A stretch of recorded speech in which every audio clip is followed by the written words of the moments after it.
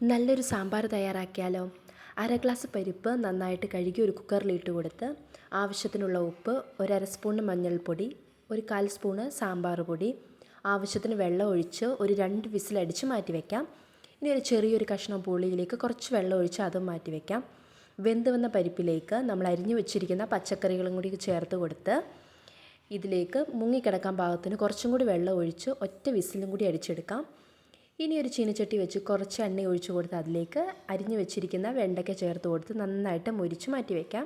അപ്പോൾ നമ്മുടെ കഷ്ണവും പരിപ്പെല്ലാം നന്നായിട്ട് വെന്ത് വന്നിട്ടുണ്ട്. ഇനി ഇതിലേക്ക് നമ്മൾ മുരിച്ച് വെച്ചിരിക്കുന്ന വെണ്ടയ്ക്കയും കൂടി കുറച്ച് ചേർത്ത് നന്നായിട്ട് ഇളക്കി കൊടുക്കാം.